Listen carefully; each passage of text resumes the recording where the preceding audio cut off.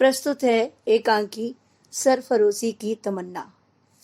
यह एकांकी स्वतंत्रता संग्राम के उस अमर शहीद से संबंधित है जो भारत को अपनी मां मानते हुए उसके चरणों में अपना बलिदान कर देता है। रामप्रसाद बिस्मिल भारत के महान क्रांतिकारी एवं अग्रणी स्वतंत्रता सेनानी थे। ब्रिटिश शासन से संघर्ष करते हुए उन्होंने भारत में ब्रिटिश शासन की जड़ें हिलाकर रख दी थी। बिस्मिल के क्रांतिकारी संघर्ष से परेशान होकर ब्रिटिश शासन ने उन्हें फांसी की सजा सुना दी। प्रस्तुत एकांकी में बिस्मिल की फांसी से एक दिन पहले जेल में मां बेटे के मिलन के मार्मिक दृश्य को वर्णित किया गया है। जेल की कोठरी का दृश्य। रामप्रसाद बिस्मिल सीखों के पीछे इधर उधर घूमते हुए मस्ती में गा रहे हैं। सरफरोशी की तमन्ना अब हमारे दिल में है, देखना है जोर कितना बाजुए कातिल में है। उसी समय जेल की कोठरी में जेलर प्रवेश करता है।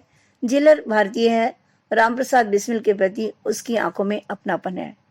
जेलर प्रवेश करते हुए पंडित रामप्रसाद बिस्मिल। बिस्मिल मुस्कुराते हुए जेलर की तरफ देखकर, जेलर साहब फरमाइए क्या बात है?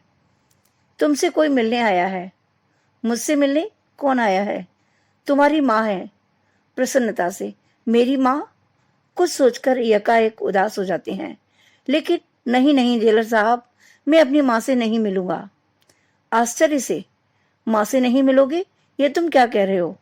हाँ जेलर साहब, मैं अपनी माँ से नहीं मिल पाऊंगा। मुझे उनसे नहीं मिलना चाहिए। लेकिन क्यों? कल तुम्हें फांसी होने वाली है और आज तुम आखिरी बार अपनी माँ से विदा भी नहीं लोगे। मजबूर हूं जेलर साहब। केवल एक दिन से मेरी इस जिंदगी को देखकर माँ को कितना दुख होगा, इसे आप नहीं जान सकते। मुझे डर है कि माँ की भीगी आंखें कहीं मेरे कदमों को डगमगा न दें, मुझे अपनी मौत के लिए अफसोस न होने लगे। जेलर व्यंग से, इसका मतलब यह हुआ कि तुम्हें अपने आप पर भी यकीन नहीं? बिस्मिल, नहीं जेलर साहब, ऐसा न कहिए। मैं चट्टान की तरह अटल हूँ और ईश्वर को अर्पित किए गए किसी फूल की मुस्कान मेरे रग रग में है। लेकिन तब भी जेलर साहब, माँ से मिलने की हिम्मत मैं नहीं जुटा पा रहा हूँ। क्षमा चाहता हूँ जेलर साहब, माँ से मेरी ओर से क्षमा मांग लेना। मैं उनसे नहीं मिल सकूंगा। यकायक रामप्रसाद बिस्मिल की वृद्धा माँ प्रवेश करती है। प्रवेश करते हुए, क्या कह रहा है बिस्मिल? माँ से नहीं मिलेगा? मुझसे नहीं मिलेगा तू? जरा फिर से एक बार मेरी ओर देखकर कहना तो सही। बिस्मिल आश्चर्य से, माँ तुम? हाँ मैं ही तो हूँ। क्या तू अपनी माँ को भी नहीं पहचान सकता? ऐसे मत बोलो माँ। और क्या बोलूं?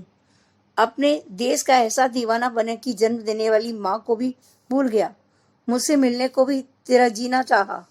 बिस्मिल, माँ मुझे गलत मत समझो, मेरा मतलब यह नहीं था। मैंने बात काटकर स्नेह से, अब रहने दे अपनी सफाई को। मैं सब जानती हूँ, तू अपनी माँ को भले ही भूल जा, पर मैं अपने बेटे रामप्रसाद को खूब जानती हूँ। तूने सोचा होगा कि तुझे इस हाल में देखकर मुझे शायद दुख होगा। मौत की गोद में तुझे देखकर मेरी आंखों से परनाले बहने लगेंगे। हाँ माँ, मेरा मतलब यही था। पगले, तू अपनी माँ को इतना भी नहीं पहचान सका? जिस भारत माँ के लिए तू कुर्बान हो रहा है, वह अकेले तेरी ही तो माँ नहीं, वह तो मेरी भी माँ है। बेटे, तेरे सभी बुजुर्गों की भी माँ है, इस सारे देश की माँ है। बिस्मिल भावावेश में, माँ मैंने समझा था कि माँ, अन्य साधारण स्त्रियों की तरह मैं भी रोने चीखने लगूंगी, यही ना? लेकिन बेटे, तूने यह ना सोचा कि जिस माँ ने तुझे बचपन से ही त्याग, वीरता और देश प्रेम का पाठ पढ़ाया है, आज अपनी मेहनत को फलते फूलते देखकर उसे कष्ट क्यों होगा? आज का दिन तो मेरे लिए सबसे बड़ी खुशी का दिन है। बिस्मिल, मुझे अपने विचारों के लिए अफसोस है माँ। नहीं मेरे लाल, आज के दिन तू किसी बात का अफसोस ना कर। तू तो कुर्बानी की राह पर जा रहा है मेरे बच्चे। अफसोस तो मुझे है कि मेरा दूसरा बेटा अभी इतना छोटा क्यों है।